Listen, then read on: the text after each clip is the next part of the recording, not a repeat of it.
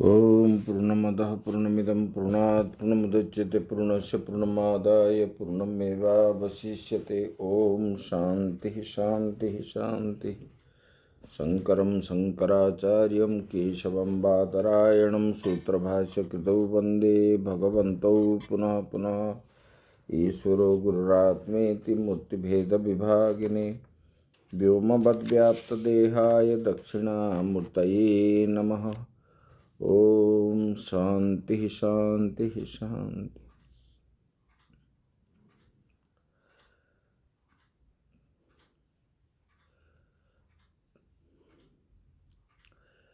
परम ब्रह्म परमात्मा के को नमन करते हुए आत्मा स्वरूप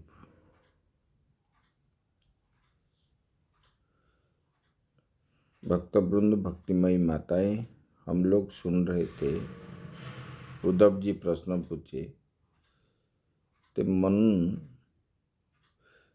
संसारी लोग जानते हैं विषय को ग्रहण करने पर दुख होता है, फिर भी वो विषयों को क्यों ग्रहण करते हैं। इस प्रसंग में भगवान ने बोले कि ये प्रश्न आपने जो पूछा, ये प्रश्न भी मुझे किसी समय ब्रह्मा जी को सनक सनंदन आदि ने पूछे थे, तो उन्होंने तो बता नहीं पाया। फिर मैंने मेरा चिंतन किया तो मैंने हंस के रूप में आके ये उपदेश किया था। और ये बोले कि योग के द्वारा ये संभव है, अभ्यास के द्वारा। अभी बता रहे हैं, उद्धव जी उनको प्रश्न पूछते हैं कि महाराज,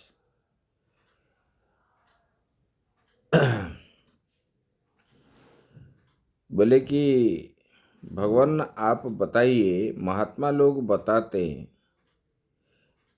कि मनुष्य के श्रेय बहुत से हैं, वे सभी समान रूप से श्रेष्ठ है या उनमें से किसी की प्रधान है। आपने बताया कि जो भक्ति योग सरीखा और कोई योग नहीं है। भक्ति को न ज्ञान की जरूरत है, न कर्म की जरूरत है, और न योगों की जरूरत है। अनपेक्षितः, तो बोले कि ज्ञान कर्म और योगों के बिना भक्ति कल्याण करती है, क्योंकि इससे सारी आसक्तियां टूट जाती है और अपने आप में मन लग जाता है। भगवान ने बोले, जब पूछे कि ये भक्ति योग के बारे में बताए, तब जो है भगवान ने बोले कि ये भक्ति करने पर मन जो है अपने आप में ही मन लग जाता है, क्योंकि जब वो सारे आसक्तियां टूट जाती है, मन जब भगवान की ओर मन तदाकार वृत्ति बन गया, भगवत आकार वृत्ति जब बन जाता है, मन भगवान के अतिरिक्त और कुछ नहीं देखे। जब नहीं देखे तो विषय वासना जितने आसक्ति है सब टूट जाती है और अपने आप में ही मन लग जाता है। भगवान श्री कृष्ण ने बोले कि हे उद्धव जी, पहले प्रलय में वेदवाणी का लोप हो गया था। मैंने जो है ब्रह्मा जी ने जब पूछे तब उनको मैंने उपदेश किया, और ब्रह्मा जी से पढ़कर देवता दानव किन्नर आदि लोगों ने उसको धारण किया, और उन्हीं से तरह तरह की वाणियां जो है निकाली। मैंने तो बताया था, बताने के बाद ये सब प्रचार हुआ ब्रह्मा से, देवता भी, दानव भी, किन्नर भी, ये सब मनुष्य सब सीखने लगे और उसका प्रचार प्रसार और अच्छे ढंग से करने लगे, भिन्न भिन्न प्रकार के। क्योंकि सबकी प्रकृति अलग अलग है। प्रकृति वैचित्र्याद विन्द्यते मतयोः नृणाम। सबकी प्रकृति अलग है, सबकी इंद्रियां अलग है, सबके अंतकरण अलग है और सबके कर्म वासना भी अलग है। इसलिए अपने अपने रुचि के अनुसार लोग बोलने लगते हैं। कोई कहता है कि एकमात्र धर्म ही श्रेय है, कोई बोलता है कि कर्म ही श्रेय है। काव्य अलंकार वाले कहते हैं कि यश ही सब कुछ है, उपाधि ही सब कुछ है। ऐसे जोगी कहते हैं कि संबंध व आदि सब कुछ है। कोई बोलता है कि त्याग को श्रेष्ठ बतलाते हैं। कोई कोई भजन को भी परम पुरुषार्थ मानते हैं। किसी ने यज्ञों को भी श्रेष्ठ सर्वश्रेष्ठ मानता है। परंतु ये जितने सारे हैं सब नष्ट होने वाला है और तुच्छ है। अंत में दान पुण्य आदि, कोई बोलता है मैं प्याऊ लगा दूंगा, कोई बोलता है मैं लंगर खिलाऊंगा, कोई बोलता है कुछ करूंगा। ये सब जो है ये बाद में दुख ही मिलती है।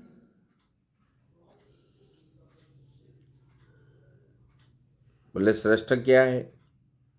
बोले कि मयर्पितात्मनः सम्य सभ्य निरपेक्ष सर्वतः।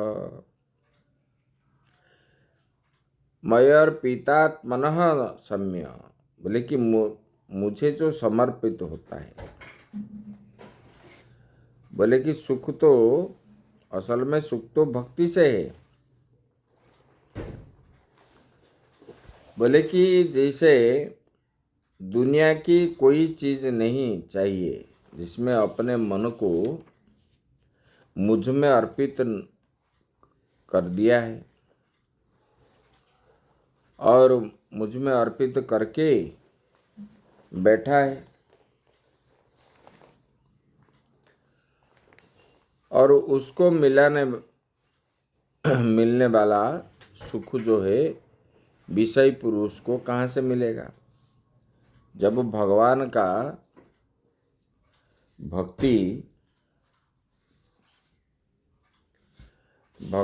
भक्ति होने पर जो सुख मिलती है, भगवान में हम मन लगा लेते। भगवान में हम जब मन लगा लेते, उसी में जो चीज़ मिलती है, जो आनंद मिलती है, ये सब में नहीं मिलती। इसीलिए बोले कि इसमें मिलने वाला जो सुख भगवान को अर्पित करने वाला मन में जो करता है, उसको जो सुख मिलता है, विषयी पुरुष को कहाँ से मिलेगा? वे तो हमके ये मिले वह मिले इस चक्कर में भटक के रहेंगे। भटक रहे हैं वो लोग। बोले कि निरपेक्षम मुनिन शांतम निर्वैरम समदर्शनम। बोले कि निरपेक्षम, जो किसी से अपेक्षा नहीं रखते, मुझे ये प्राप्त हो वो प्राप्त हो, जिसकी दृष्टि शक्ति का कभी लोप नहीं होता है, उनका नाम निरपेक्ष है। इच्छा माने दृष्टि और अपेक्ष्य माने उपगता इच्छा यस्य, जिसका दृष्टि चली गई वो जो है अपेक्ष्य हो गया है। दुनिया में जितने भी अपेक्ष्य है, अंधे हैं, उनसे जो है बिल्कुल निष्क्रांत है, वही निरपेक्ष है। भगवान कहते हैं कि जो निरपेक्ष है वो मुनि है, शांत है, निर्भय है, समदर्शी है। मैं उसके पीछे पीछे चलता हूँ। ये यथा मांग प्रपद्यन्ते स्तांस तथैव भजाम्यहम्। भगवान बोलते हैं जो निरपेक्ष है, मुनि है, शांत है, निर्भय है, मतलब किससे बैरभाव नहीं है और सबको समान दृष्टि से देखता है। विद्या विनय संपन्ने ब्राह्मणे गभिहस्तिनी। बोले कि ऐसे वाले पुरुष के पीछे पीछे मैं भागता हूँ, दौड़ता हूँ। मुझसे जैसा सच्चा प्रेम भक्त करता है और सर्वात्मना यह समझता है मेरे सिवाय उसका कोई नहीं है, वैसे ही वो सच्चा प्रेम यदि मैं अपने एक भक्त के प्रति करूं कि मेरा तेरे सिवाय और कोई नहीं है, तब तो मैं एक का ही होकर रह जाऊंगा। बोले कि फिर दूसरे भक्तों का कैसे जाऊंगा? इसी कारण भगवान अपने में यही कमी अनुभव होती है कि भक्त लोगों तो मुझे सच्चे दिल से मैं मेरा अर्पित करते हैं, परंतु मैं उनके प्रति थोड़ा सा माया रखता हूँ। जो भक्त सामने आता है उसी से कहता हूँ मैं तेरा ही हो गया। यह जो मेरे अंदर कपट है, इससे छूटने के लिए मैं भक्तों के पीछे पीछे चलता हूँ, ऐसे भगवान ने बोले कि उनकी चरण की धूल जो है सिर से लगाता हूँ। कैसे वाले? ये यथा मांग प्रपद्यन्ते स्तांस तथैव भजाम्यहम्। बोले कि तू सच्चा है और मैं कच्चा हूँ, भगवान ऐसे कहते हैं। जो मेरे निकंचन भक्त है, सब पर प्रेम करने वाला है, उसके जिस निरपेक्ष सुख की प्राप्ति होती है वो संसारी लोगों को नहीं प्राप्त होती है। यदि ऐसे भक्त के सामने कभी विषय आएगा तो विषय को मेरे भक्त क्या करेंगे? दबा देता है। कोई मेरा सच्चा भक्त हो, उनके सामने अगर कोई विषय आए तो विषय को वो दबा देता है। जैसे आग लकड़ी को जला करके राख कर देती है, इसी प्रकार मेरे भक्ति जो है, गलती से भी कुछ आ गया मेरे भक्तों के सामने, उस गलती का निवारण मेरी भक्ति कर देती है। तथा मद विषया भक्ति रुद्ध वैनांग कृष्ण सह। बोले कि ये उद्धव, मैं जोग सांख्य धर्म स्वाध्याय तप और त्याग से बस में नहीं होता। बोले कि मैं तो भक्ति ही मुझे बस में करती है। केवल एक भक्ति से मैं बस में हो जाता हूँ। मेरी भक्ति उन लोगों को पवित्र कर देती है जो जन्म से स्वपाक है, चंडाल है। भक्ति पुनाति मन्निष्ठा स्वपाकानपि संभवात्। बोले कि एक दिन शंकराचार्य भगवान ने अपने भाषण में कहा, कोई जाति से, विद्या से, बुद्धि से, ऐश्वर्य से, धन से श्रेष्ठ नहीं होता। श्रेष्ठ वही है जिसके हृदय में भगवान की भक्ति होती है। यही भगवान कहते हैं कि यही भागवत धर्म है। भागवत धर्म जो है, जो जिसका कोई बैरभाव नहीं है, निरपेक्ष है, मुनि है और सब शांत स्वभाव वाला है, समदर्शन है। बोले भाई ऐसे वाला पुरुष जो है सबसे श्रेष्ठ है। बोले कि उद्धव जी, यदि किसी में सत्य दया से युक्त धर्म हो, तपस्या से युक्त विद्या हो, परंतु भगवान की भक्ति ना हो, बोले कि वो सब क्या है, पवित्र नहीं कर सकती, उसका कल्याण नहीं कर सकती। भले ही आप कितने विद्वान हो, सत्यज्ञ हो, दया से युक्त हो, परंतु भगवान की भक्ति नहीं होने पर आपको कभी पवित्र नहीं कर सकती। जिसके हृदय में भक्ति नहीं, शरीर में रोमांच नहीं, चित्त में द्रवता नहीं, जिसके आंखों में आंसू नहीं आता है, बोले कि उसका अंतःकरण कैसे शुद्ध होगा। भक्त जो होते हैं विदुर जैसे, विदुर जी जो है भगवान के चित्र के सामने बैठ करके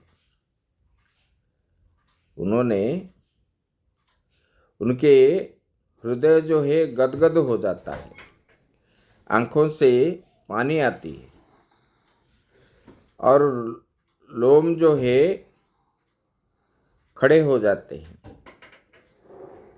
वाग्गद्गदा द्रवते यस्य चित्तम रुदत्यभीक्षणं हसति क्वचिच्च विलज्य उद्गायति नृत्यते च मद्भक्तियुक्तो भुवनं पुनाति।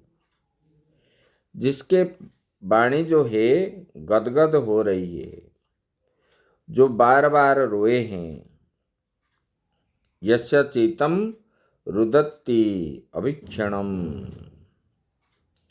बार बार रोए, और हंसती, कभी हंसते हैं, बोले कि उद्गायति, कभी गान करे, और नाचे, नृत्यते, वो क्या करता है, बोले कि सारे संसार को ऐसे वाले पवित्र करता है, जिसका वाणी प्रेम से गदगद होता है, बार बार रोते, हंसता है, गान करता है, नाचता है, बोले कि सारे संसार को वो पवित्र कर देता है। आपको यह सुनाना चाहता हूँ कि योगेन धर्मेण आत्मनं पुनाति। योग से, धर्म से मनुष्य जो है अपने को पवित्र करता है। ज्ञान से अविद्या निवृत्ति द्वारा आत्मानं पुनाति। ज्ञान से क्या होता है, बोले कि अविद्या की निवृत्ति द्वारा अपने आप को वो पवित्र करता है। परंतु भक्ति युक्तो भुवनम पुनाति। भक्ति करने वाले मनुष्य जो है 14 भुवन को, सारे लोकों को पवित्र कर देता है। भक्ति तो विषपन्नी है, चारों ओर फैल जाती है। बोले कि जैसे आग से धातु अपनी मैल छुड़ा देती है, किसी भी धातु को आग में डाल दोगे तो उसके अंदर जितना मैल है, गंदगी पदार्थ है, अपने आप वो क्या है, छोड़ देती है।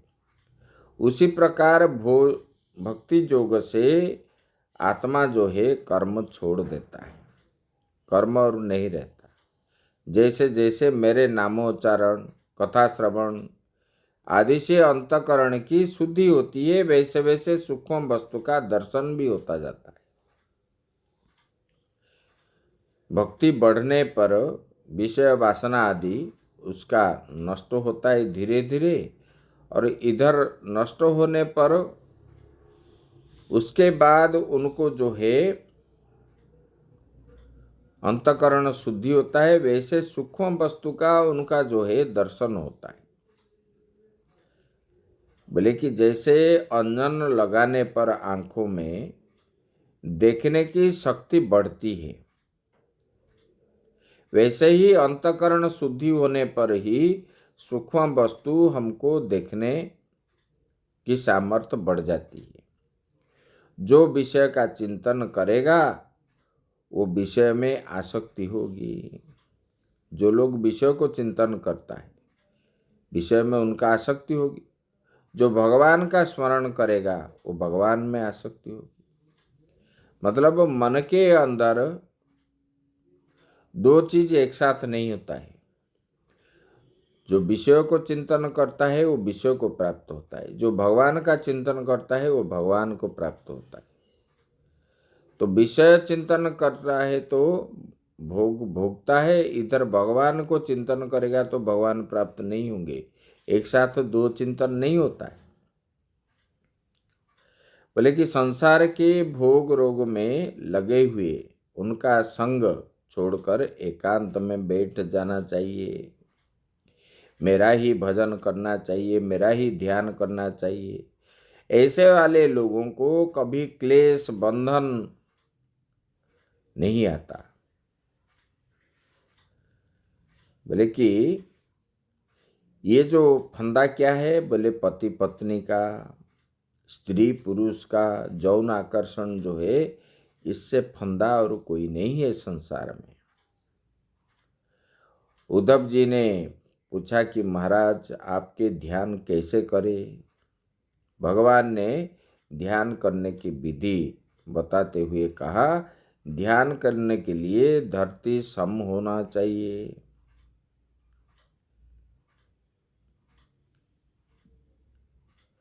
तो भक्ति में जैसे बताए, बोले कि भक्ति में अंतःकरण शुद्ध हो जाता है। पूजा पाठ आदि करते करते करते भक्ति बढ़ जाती है और उसी में वो क्या है, उदंड होकर के नृत्य करता है, भक्ति में लीन हो जाता है। और ऐसे करते करते उनका जीवन जो है धन्य हो जाता है। ऐसा है। इसकी बात यहीं रखते हैं, आगे जोगों की बात हम कल करेंगे। ओम पूर्णमदः पूर्णमिदं पूर्णात् पूर्णमुदच्यते पूर्णस्य पूर्णमादाय पूर्णमेवावशिष्यते। ओम शांति शांति शांति।